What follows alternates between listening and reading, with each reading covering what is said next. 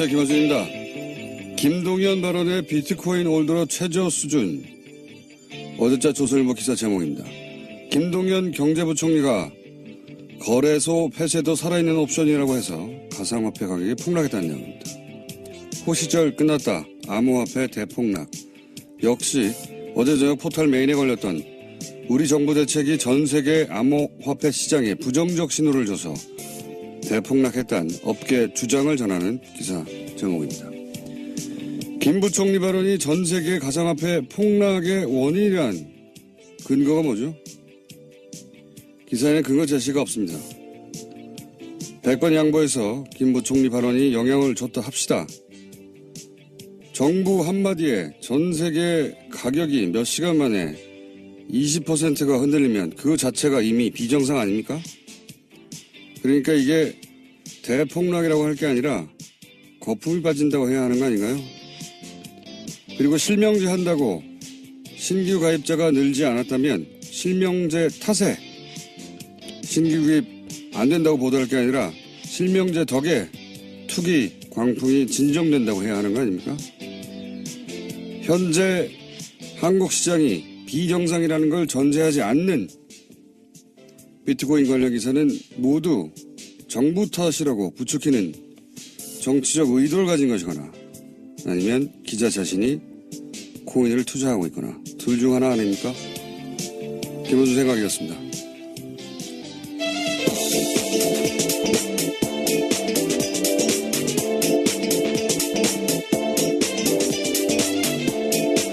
시사인의 김은지입니다. 비트코인 기사는 두 종류가 있어요. 하나는 모든 게 잘못이다. 정부 잘못이다. 몰아가는 기사가 있고,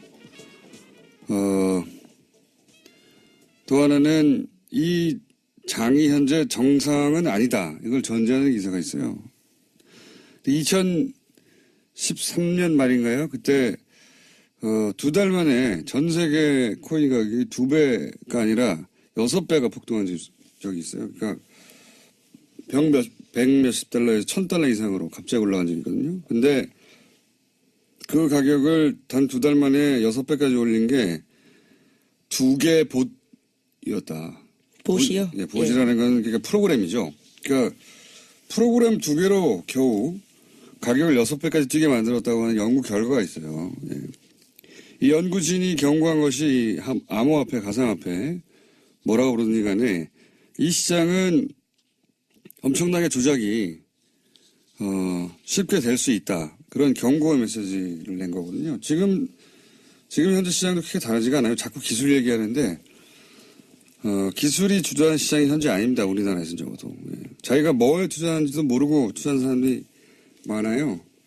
그러니까 현재 시장이 비정상이다. 이걸 전제하지 않고 얘기하는 건 아주 나쁜 정치적 의도를 가지고 있거나 아니면 기자 본인이 하고 있거나 아니면 뭘 모르고 하거나, 예.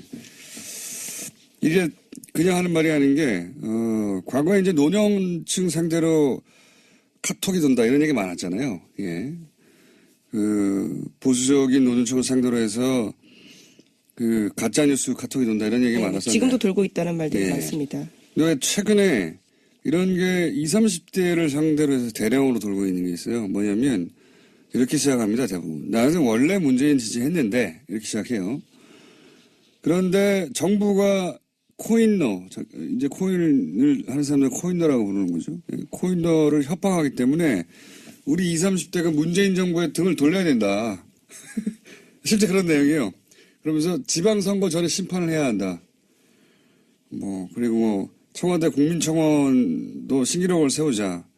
재산권을 지켜내자. 이런 매우 정치적인 공정의 냄새가 물씬 나는 카톡이 대량으로 돌고 있습니다. 그리고 조중동과 종편 잘 보면 비트코인 뉴스는 전부 정부가 잘못이라는 뉘앙스로 뉴스를 내요.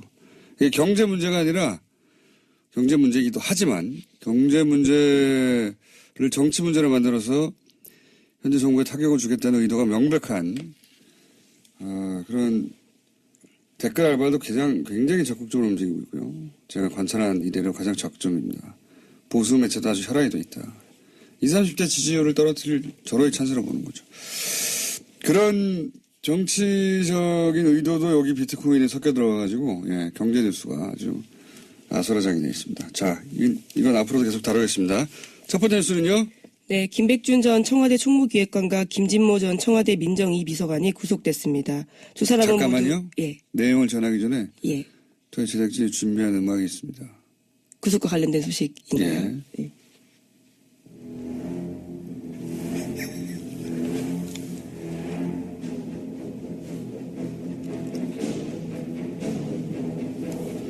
네. 조수의 예, 무언가 다가온다라는 느낌을 주는 음악이네요. 바로 그거예요. 예. 다가오고 있어요? 머지않았어요. 예. 네, 주어가 없습니다. 김백준 전 총무기획관은 여러 차례 얘기했지만 단순한 측근이 아닙니다. 예. 지갑을 지킨다고 하는 사람이었죠. 구속이 됐습니다. 네, 이명박 정부 시절에 국가정보원 특수활동비 받았다라는 혐의로 구속영장이 나온 건데요. 각각의 구속영장 발부 사유는 이렇습니다. 김백준 전 기획관은 죄를 범했다고 의심할 만한 상당한 이유가 있고 증거인멸의 염려가 있다라는 거고요. 또 김진모 전 비서관은 업무상 횡령 부분에 관한 혐의가 소명이 있고 증거인멸의 염려가 있다라고 합니다. 요사는 저희가 이제 영장 해설 전담 이정열 전 판사와 얘기 나눠보겠는데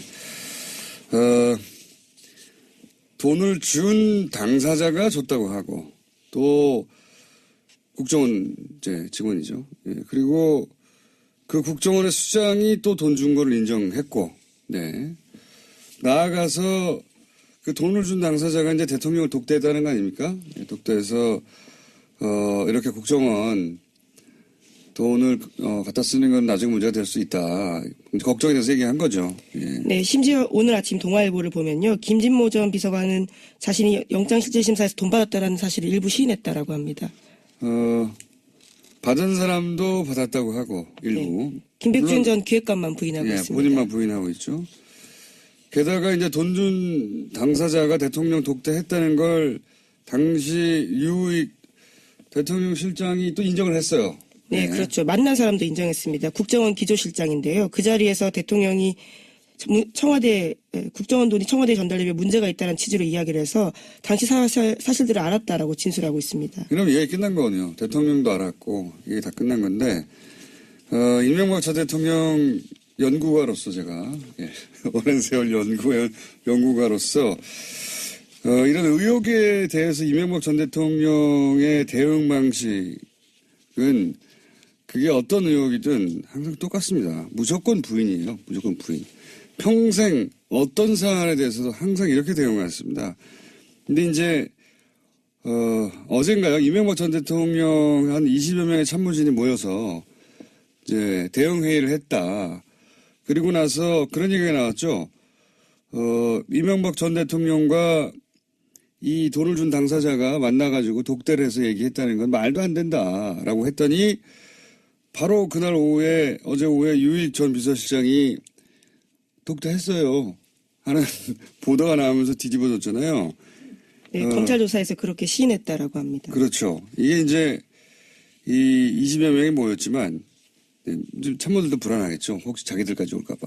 모였긴 모였는데 저는 그 참모진들이 생각하는 만큼 효과적으로 싸우기 힘들 것이다라고 보는 것이 이명박 전 대통령 일단 무조건 부인하고요. 모든 사안에 대해서.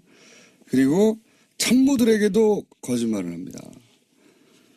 대응을 하려면 참모들은 사실관계를 정확하게 알고 있어야 되잖아요. 물어볼 거 아니에요. 독대했냐고. 이명박 전 대통령 아니라고 할 거예요. 했을 거예요. 그러니까 이렇게 대응했죠.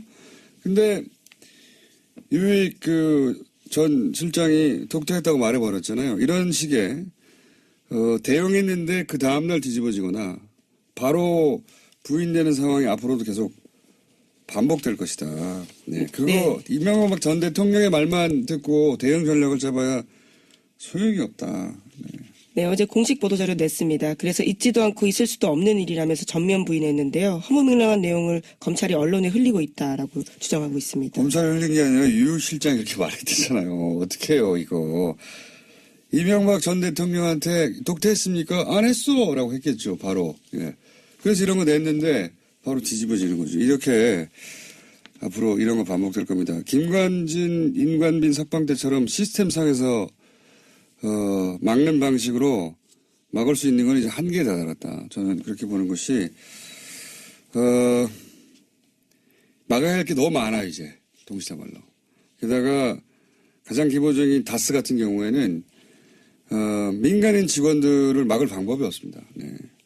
네, 어제도 전해드렸지만 김성우 전 사장이 이제 진실을 말하겠다면서 자수서까지 낸 상황입니다. 그러니까요. 네. 조스 음악을 저희가 튼 이유이기도 합니다. 가까이 다가가고 있다며요. 자, 특활비가 한동안 이제 뉴스가 될 것 같아요. 네, 구체적인 내용들이 계속해서 나오고 있는데요. 김백준 전 기획관은 국정원이 돈을 요구하면서 시계나 식기 등 청와대 기념품 제작에 필요하다면서 이유를 댔다라고 합니다. 그래서 국정원 전 예산관 2명과도 대질신문을 했다고 하는데요. 하지만 여전히 김 전 기획관은 부인하고 있습니다.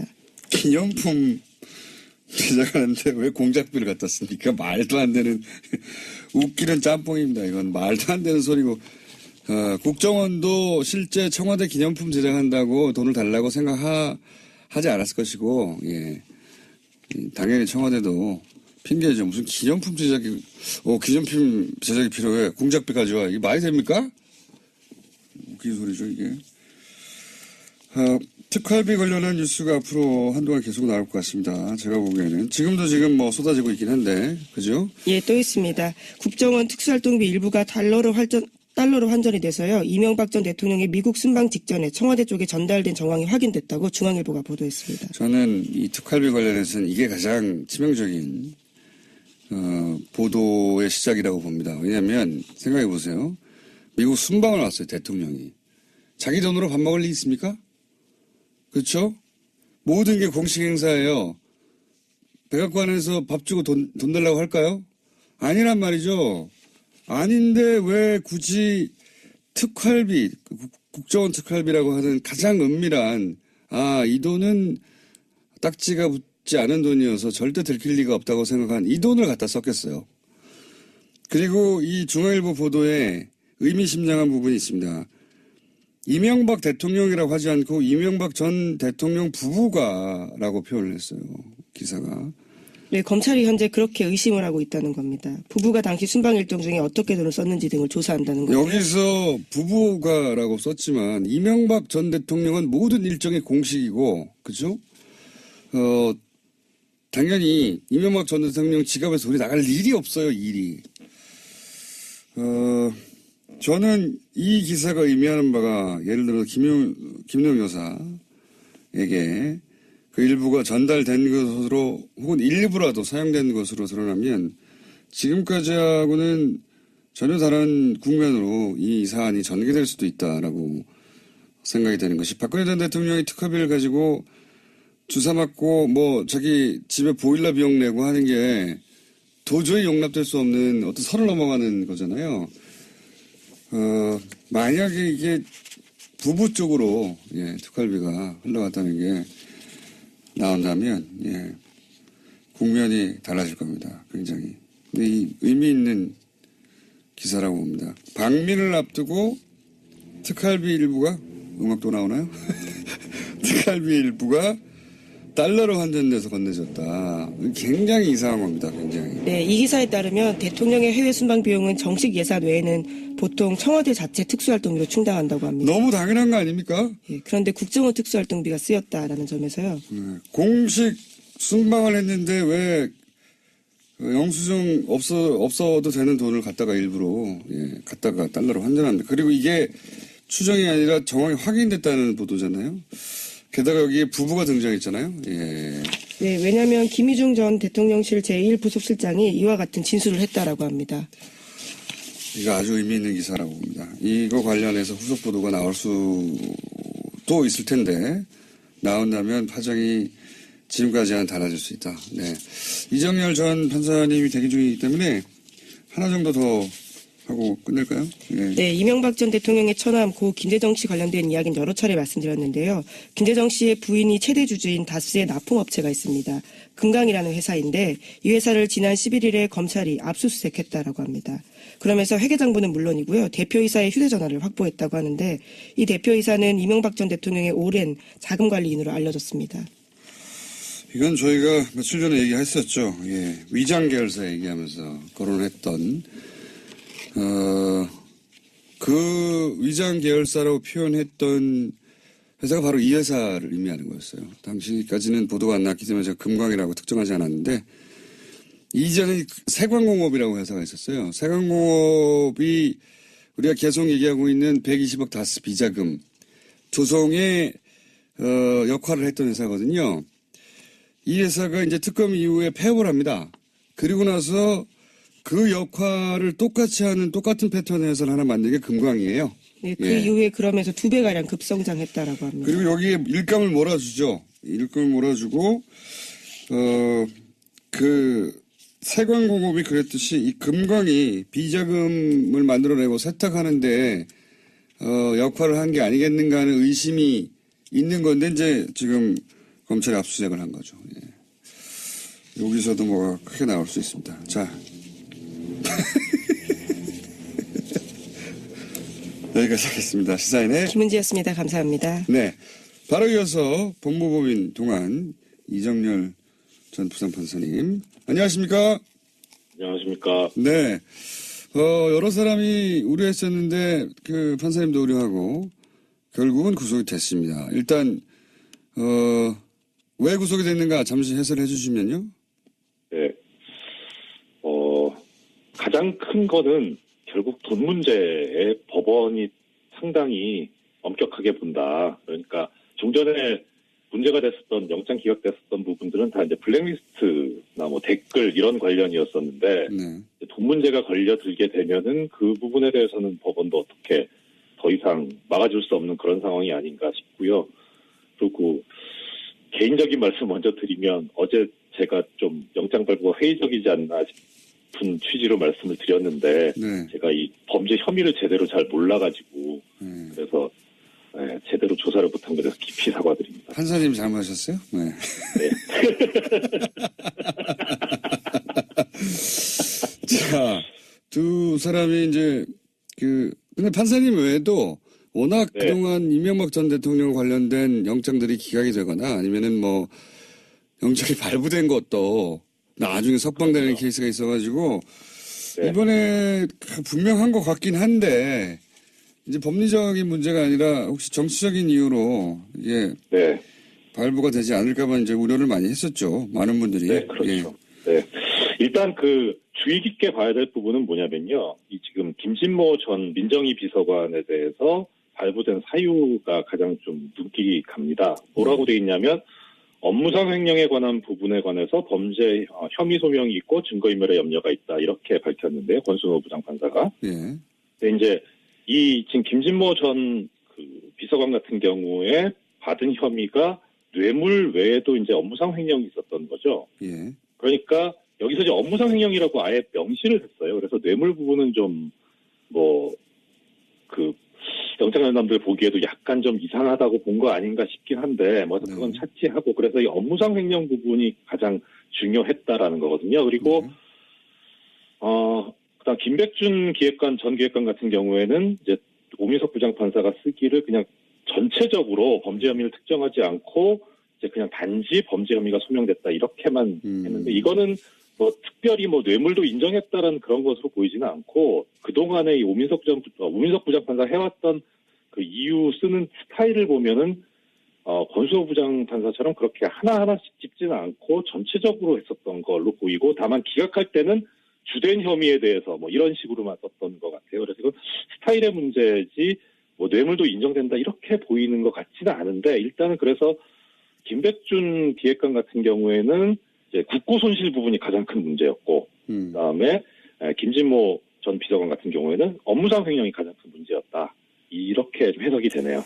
어떻게 해석하든 간에 어쨌든 돈을 받은 건 확실하고, 그죠? 그렇죠. 네, 그렇죠. 확실하고, 네. 그거는 뭐, 입증이 됐다고 본 거죠. 김백준 전 기획관이 아무리 부인하더라도, 예. 그렇죠. 그거는 어제 뭐 말씀드렸다시피 그 돈을 줬다고 얘기하는 사람의 진술이 얼마나 합리적이고 일관성이 있고 신빙성이 있느냐의 문제이기 때문에 뭐 받았다고 이렇게 혐의를 받는 사람이 부인한다고 해서 될 문제는 아니었거든요. 자, 그건 여기까지 하고요. 제가 네. 연결한 김에 한 가지만 더 여쭤보겠습니다. 어제 사실 이 사법부, 그러니까 사법부에 적을 뒀던 분들이나 적을 두고 있는 분들한테는 굉장히 중요한 뉴스가 나오는데 크게 다뤄지지 않아서 한 가지 여쭤보자면 네.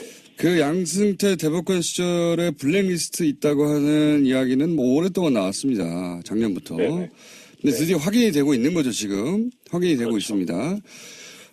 그리고 또 게다가 법원 행정처의 비판적인 판사. 법원 행정처의 네. 비판적이라는 건 이제 양승태 대법원장이 비판적이라는 거죠. 그죠? 예. 그렇죠. 똑같죠. 예. 그렇게 비판적인 판사에 대해서 대응 내용을 담고 있는 문건도 또 나왔어요.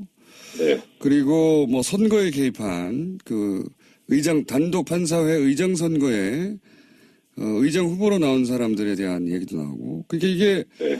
블랙리스트뿐만 아니라 선거 개입 이렇게 되면 이명박 박근혜 정부가 했던 것과 똑같은 일을 사법부가 했다는 게 되는 거다 말이죠. 그렇죠. 예. 제가 궁금한 건 이겁니다. 거기까지는 언론 보도로 알겠어요. 근데 네. 이렇게 되면 양승태 대법원장 혹은 이런 문서를 작성하는데 관여하거나 지시하거나 한 사람들도 사법 처리 대상이 될 수 있는 겁니까? 전제 판사. 당연하죠, 그거는. 네. 그렇습니까? 그건 당연한, 예. 그 대법원 판례가 일관되게 얘기하고 있는 것이, 양승태 대법원장이야 그렇다 치고, 예. 이제 그 법원행정처에 근무했던 부역자들 같은 경우에 상관이 위법한 명령을 했다고 해서 거기에 반드시 따라야 될 의무가 있는 것은 아니다라는 게 일관적인 대법원 판례거든요. 그러니까 위에서 시켰다 그래서 책임을 면할 수 있는 그런 건 아니고요.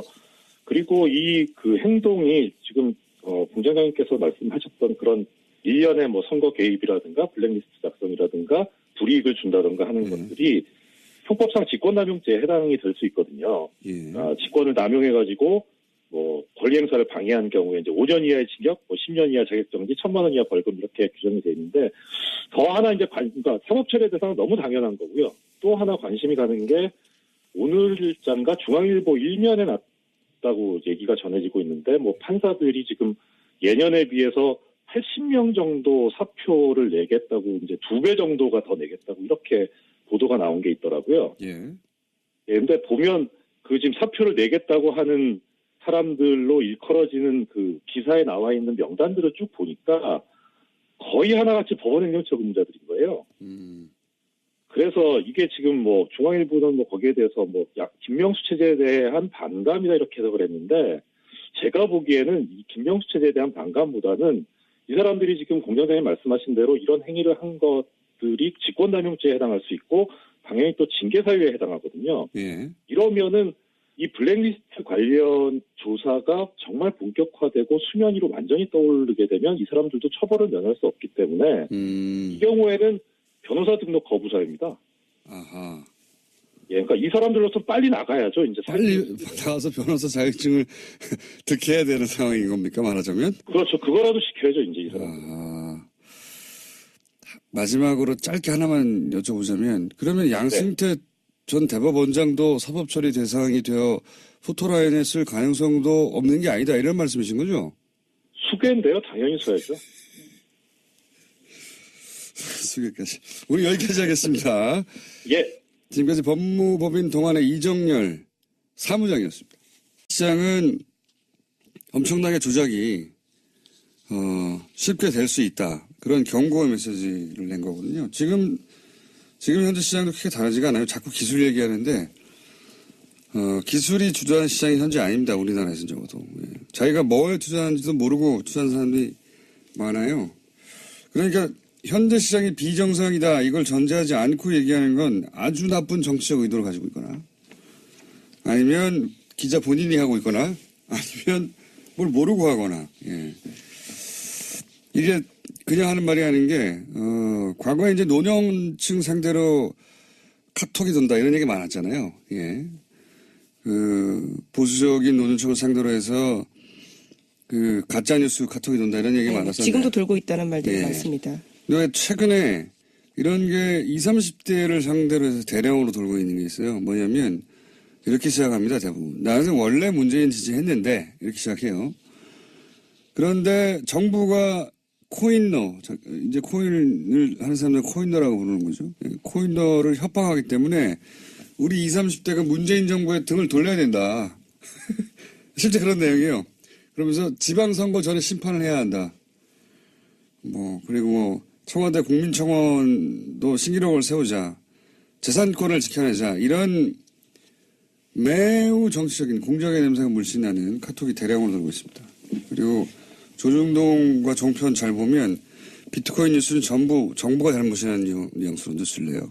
이게 경제 문제가 아니라 경제 문제이기도 하지만 경제 문제를 정치 문제로 만들어서 현재 정부에 타격을 주겠다는 의도가 명백한 그런 댓글 알바도 굉장히 적극적으로 움직이고 있고요. 제가 관찰한 이래로 가장 적점입니다. 보수 매체도 아주 혈안이 돼 있다. 20, 30대 지지율을 떨어뜨릴 절호의 찬스로 보는 거죠. 그런 정치적인 의도도 여기 비트코인에 섞여 들어가가지고 경제 뉴스가 아주 아수라장이 되어 있습니다. 자, 이건 앞으로도 계속 다루겠습니다. 첫 번째 뉴스는요. 네, 김백준 전 청와대 총무기획관과 김진모 전 청와대 민정이 비서관이 구속됐습니다. 두 사람은 잠깐만요. 모두 내용을 전하기 전에 예. 저희 제작진이 준비한 음악이 있습니다. 구속과 관련된 소식인가요? 예. 네.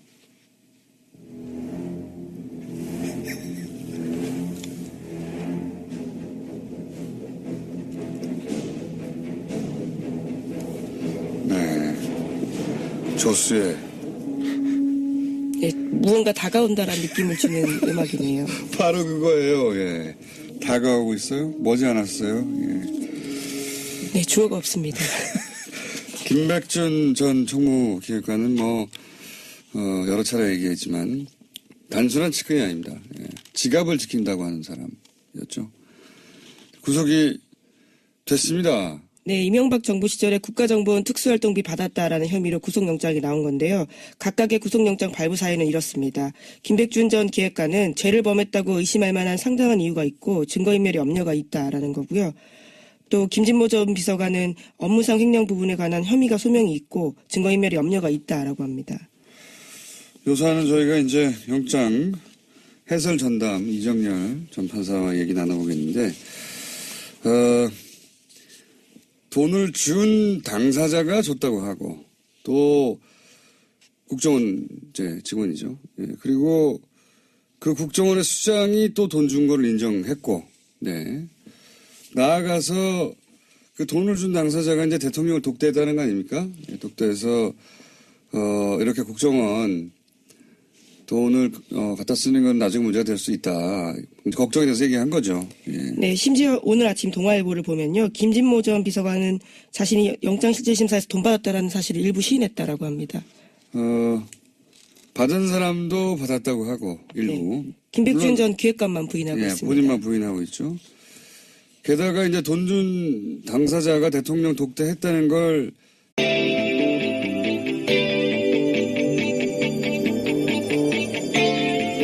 안녕하세요. 김원준입니다. 김동연 발언의 비트코인 올드로 최저 수준. 어제자 조선일보 기사 제목입니다. 김동연 경제부총리가 거래소 폐쇄도 살아있는 옵션이라고 해서 가상화폐 가격이 폭락했다는 내용입니다. 호시절 끝났다. 암호화폐 대폭락. 역시 어제 저녁 포털 메인에 걸렸던 우리 정부 대책이 전 세계 암호화폐 시장에 부정적 신호를 줘서 대폭락했다는 업계 주장을 전하는 기사 제목입니다. 김 부총리 발언이 전 세계 가상화폐 폭락의 원인이란 근거가 뭐죠? 기사에는 근거 제시가 없습니다.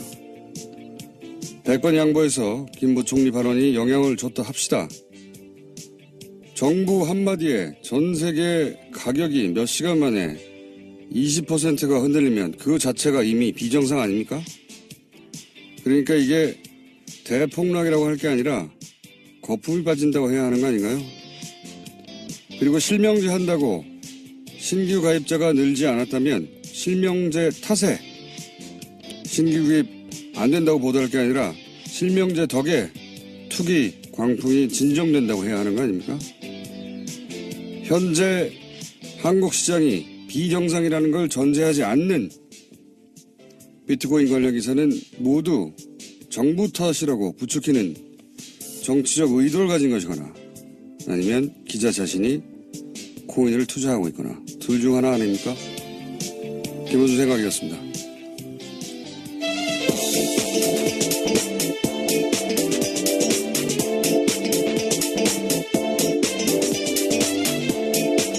시사인의 김은지입니다. 비트코인 기사는 두 종류가 있어요. 하나는 모든 게 잘못이다. 정부 잘못이다. 몰아가는 기사가 있고, 또 하나는 이 장이 현재 정상은 아니다. 이걸 전제하는 기사가 있어요.